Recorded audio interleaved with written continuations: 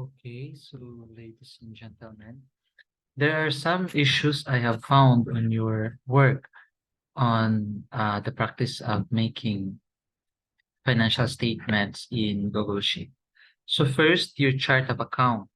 So most of your chart of account are group or table. Well, that is okay.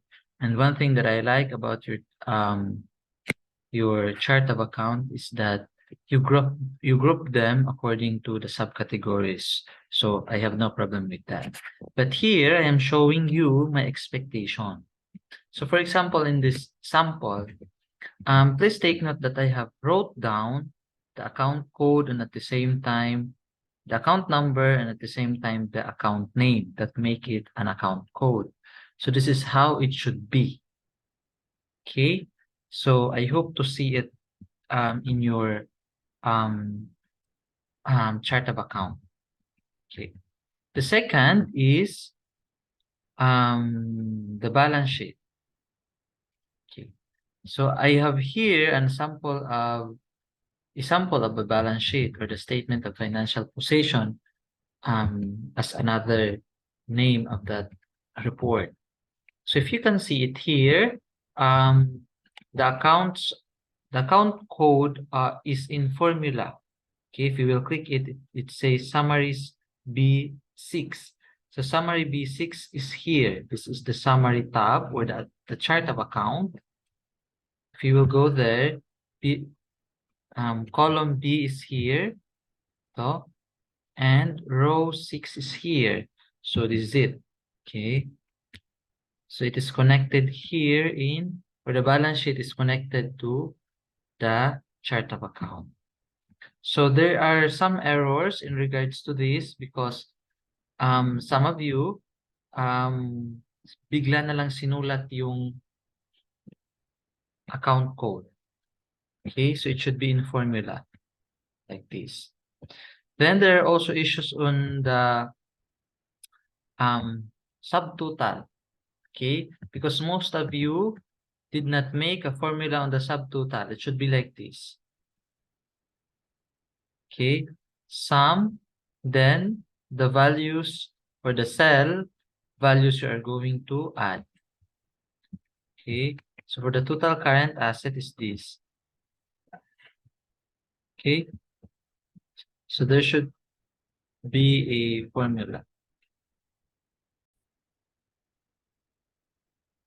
Okay, so here again, there are formulas here, and also in the total should be formula. Another matters that I have seen in your work is one of the error is the accumulated depreciation. Like for example, in this case, we have the account code 171 real and other properties. Okay, so what you have done in your work is that the accumulated depreciation expense comes first than the property that has to depreciate. That is wrong. It should be the account code, the first account code must be the property to depreciate to be followed by the account code for the accumulated depreciation of that certain account. Like for example, 171 real other properties. So the following account code is the accumulated depreciation expense assigned to the real and other properties. This should be let me correct this one. ROP. Here I have made changes there, and the changes here, the changes was also appeared here because again, this data or value is linked to the chart of account where we made the changes. Okay. So in this case, ladies and gentlemen, ito dapat yung nangyayari. Okay, nauuna dapat itong properties na nagde-depreciate. You can make actually a lot of accumulated depreciation expense account depending on the number of depreciating properties you have in your balance sheet. Okay, then like this. You do not need to make a box or a what we call this a column for the assets, and then you will make another column, or in this side the liabilities, and then at the bottom of the liabilities the equity. You can just make it like this. Okay, the assets on the top, then the liabilities and the owner's equity, as shown here, is at the bottom of the total asset. So just a one straight what we call this,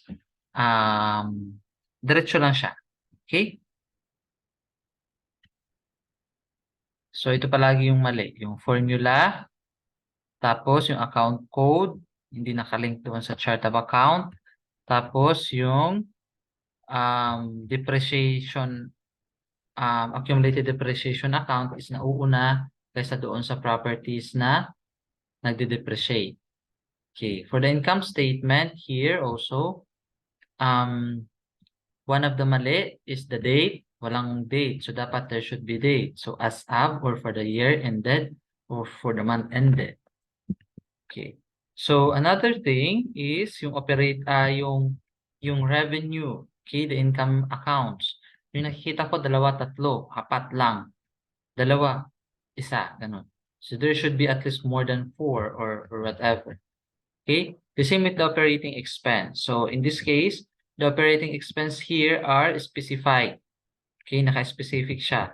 But there are some of you who made it general, like for example, other administrative expense, marketing expense, production expense, etc. Well, it's okay. It's up to you. However, just make it sure to group the direct expense and the indirect expense depending on the type of business you have. Okay. Then make it sure to total the expense. I-total yung expense.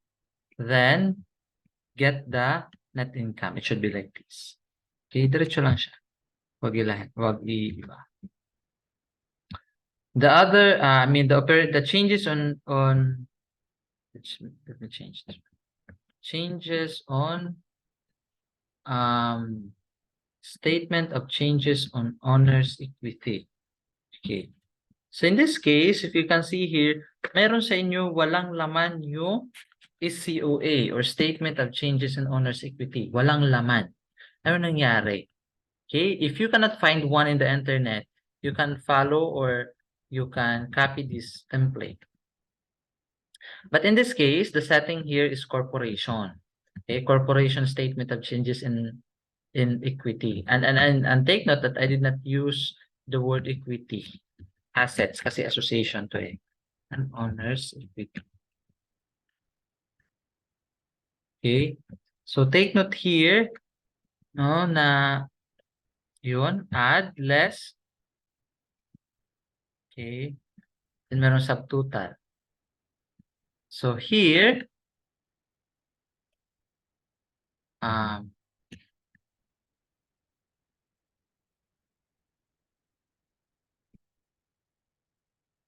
okay. So I'll just change no. Itong ref kasi, itong hashtag ref, ibig sabihin, naka-formula yan. Kaso, tinanggal ko yung tab niya. Kaya nag-ref siya. Okay. Should be like this, ladies and gentlemen. There is the additional, merong additional sa capital, nasaan yung withdrawals. Then after that, if you can see here, itong baba na to, meron ditong beginning balances in the statutory fund. So depende yan sa balance statement nyo or sa balance sheet nyo kapag meron kayong statutory fund. Example of the statutory fund, let me change this one. Hindi kayo matito. Ito, ang tawag dito is mga statutory fund. Reserve fund, and okay. Okay. So, saan na tayo na? Income statement, okay na ta. Balance sheet, okay dito naman. Ayan. Dito tayo sa cash flow ninyo. Yung cash flow nyo, hindi ko nagustuhan. It should be like this. You can copy this, this template. I want you to see it, no? Yung parang readable siya, madali siyang maintindihan. If you will read it, maiintindihan mo agad yung nakasulat dyan na data. Like for example, cash beginning. This is very basic. I did not see it in your work. Okay? Then, there is the amount ilalagay. So, do not put any figure. Tapos may nakalagay specifically, cash inflow from operating activities. Some of you, meron yan, but some of you, wala. Okay? Ilalagay nyo dito, yung income, ayan. Then, make it sure to put the subtotal. Subtotal is very important. But also, make an indicator that it is a subtotal. In this case, the indicator that it is a subtotal is it is indented.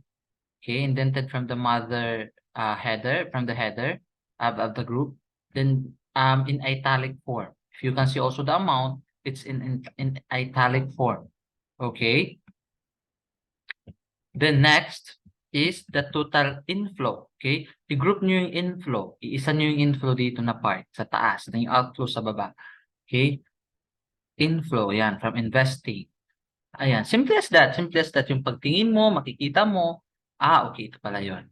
Sales of asset and properties, collection of receivables, depending on your on the type of business you are into.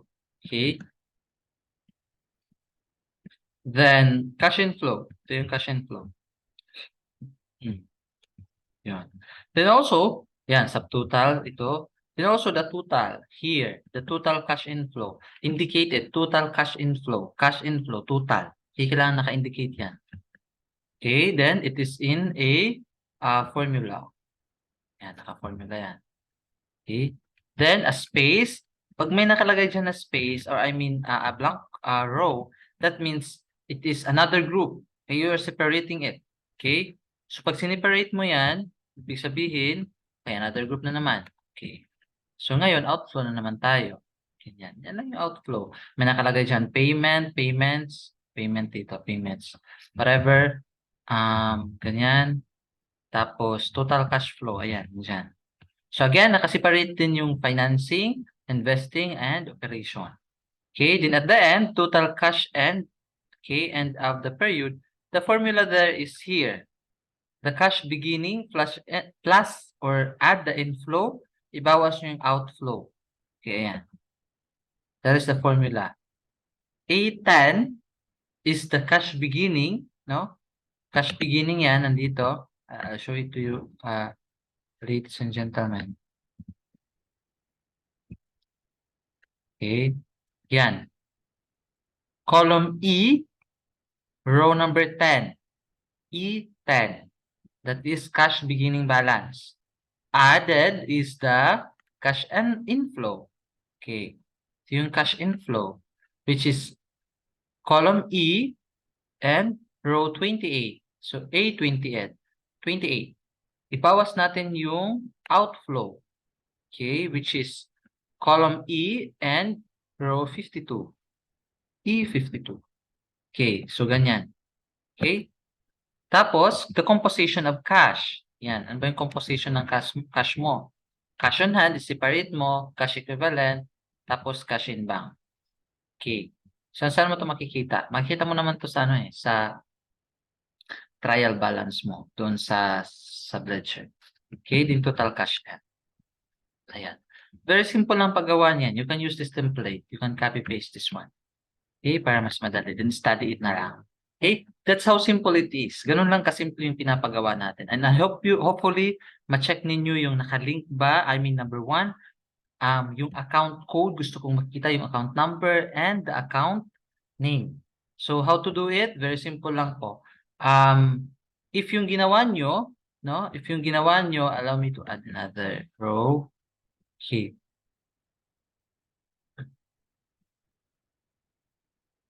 Okay. Most of you, yung ginawa nyo ganito. Okay. Ito kasi ginawa nyo eh. Okay, let me work on it. Ito kasi ginawa nyo eh.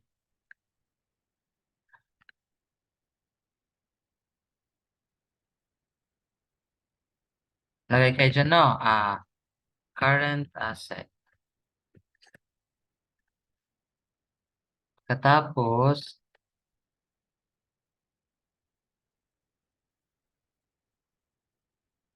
dito account code. Account number. like for example, 111, 101, cash. Okay? Yung ginawa nyo eh. Ah,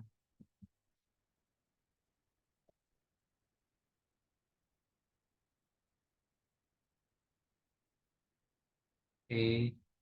Let me work on this. Yung ginawa nyo kasi ganyan.